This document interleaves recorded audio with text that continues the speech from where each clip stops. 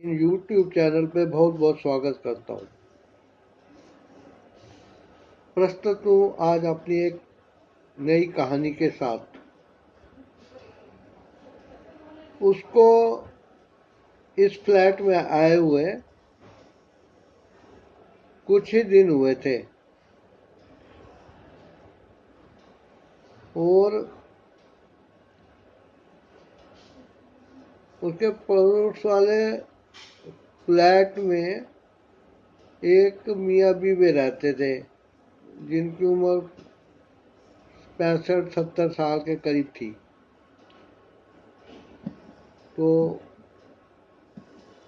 वे खुद ही इनके फ्लैट में आ जाते थे और आके इनसे पूछते थे कि किसी चीज़ की ज़रूरत तो नहीं है, कोई चीज़ चाहिए तो बताओ, पानी की प्रॉब्लम तो नहीं है, नल में टंकी का पानी ख़त्म ना होने देना, यदि टंकी का पानी ख़त्म हो गया तो सारे नलों में हवा भर जाएगी तो टंकी भरने के बाद भी पानी नहीं उतरेगा और फिर वो पानी की टंकी और नल से हवा कैसे निकाली जाती है इसके उपाय बताते थे और कहते थे कि रसोई में पानी की हवा निकलने में कई दिन लग जाते हैं, हफ्ता लग जाता है। उनके 4 बच्चे थे, बड़े बड़े, जिनके कि बच्चे कोई 12वीं में कोई 10वीं में पढ़ता था। तो ये लोग बड़े आराम से अपने फ्लैट में रह रहे थे क्योंकि जब भी कुछ चाहिए होता था ये पड़ोस से कह देते थे और वो काम करा देते थे। आए दिन उनका कोई ना कोई बेटा उनके पास आया रहता था और जब वो जाता था तो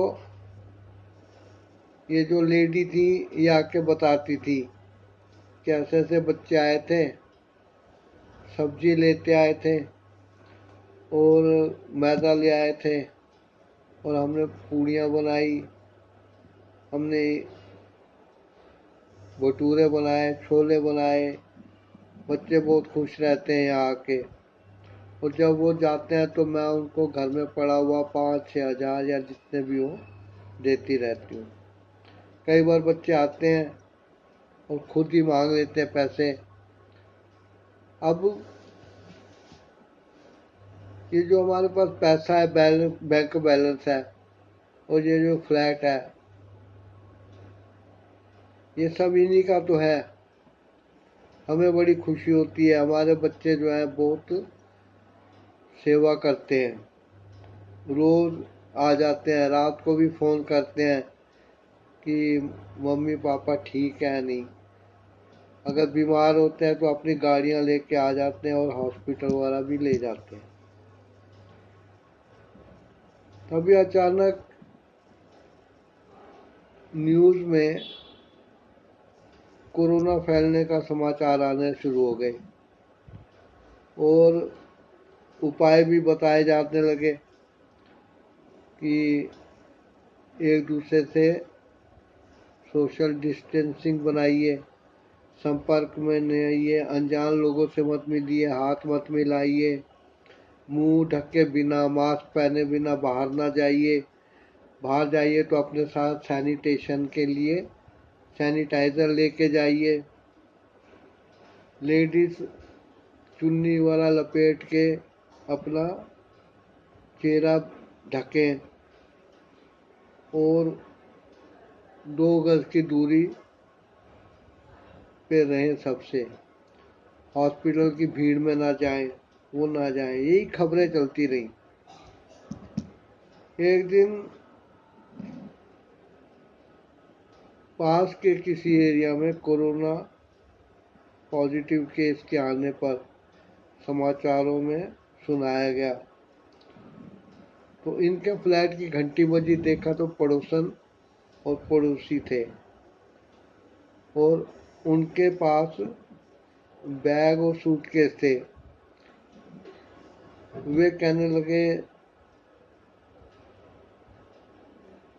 समाचार में बता रहे हैं कि 55 साल से ऊपर के लोग घर से बाहर ना निकले, क्योंकि वो कोरोना की चपेट में आ सकते हैं।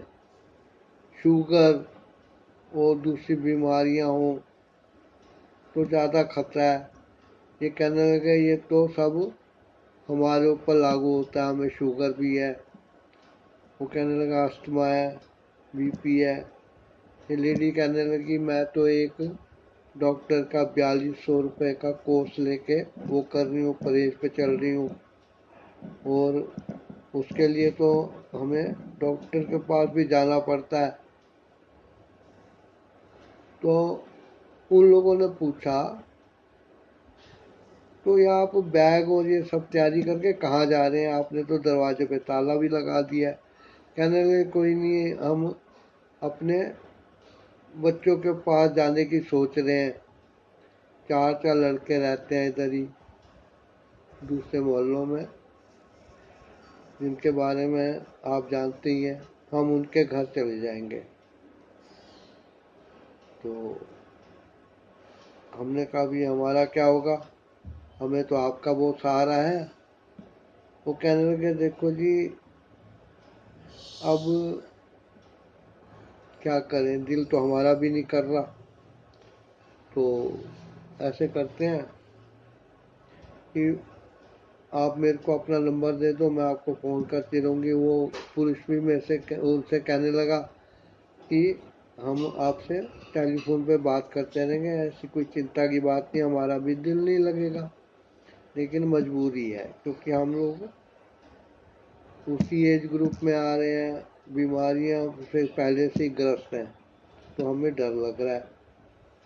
हमें तो अपना सामान लेने सुबह कचरा की गाड़ी आती है, कचरा फेंकने भी जाना पड़ता है, दूध लेना जाना पड़ता है, लेकिन अब टीवी पे दिखा रहे हैं कि ऐसा करना ठीक नहीं है। तो हमने पूछा कैसे जाएंगे? कहने लगे कोई नहीं, नीचे हमारी गाड़ी खड़ी है ना, गाड़ी में चले जाएंगे, वहाँ पार्किंग है। वो चले गए। उनके जाने के बाद ये लोग बहुत उदास हुए। काफी टाइम तक उनकी ही चर्चा होती रही कि कितने मिलनसार हैं, और बच्चे भी इनके बहुत अच्छे हैं, रोज इनके पास आते रहते हैं। तो जो इस घर की महिला थी उन्होंने कहा भी हमारे तो बच्चे हमारे साथ ही रहते हैं,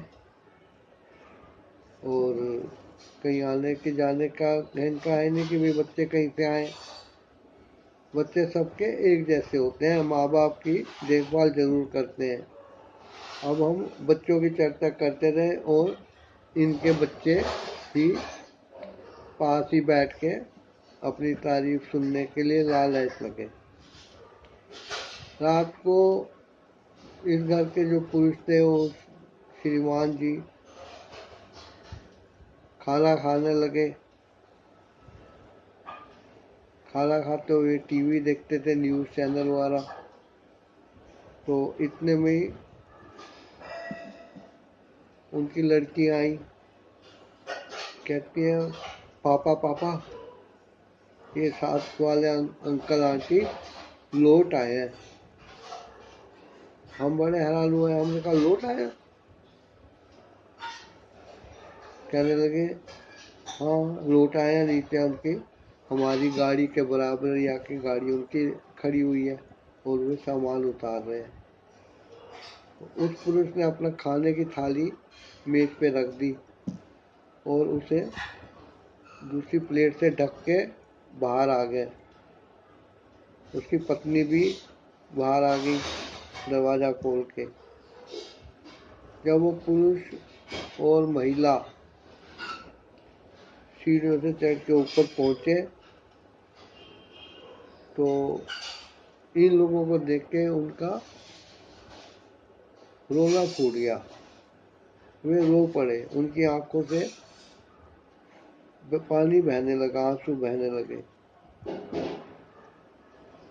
तो हम इन लोगों को बड़ा दुख हुआ। उन्होंने कहा भी क्या बात है, आप तो अभी खुशी खुशी गए थे, आप रो क्यों रहे हैं, क्या हुआ?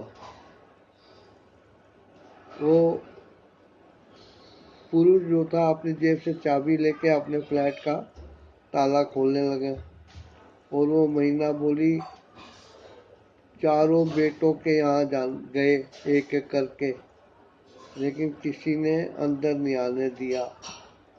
कहने लगे कि नहीं, बाहर से हम लोग किसी को नहीं आने दे रहे अंदर।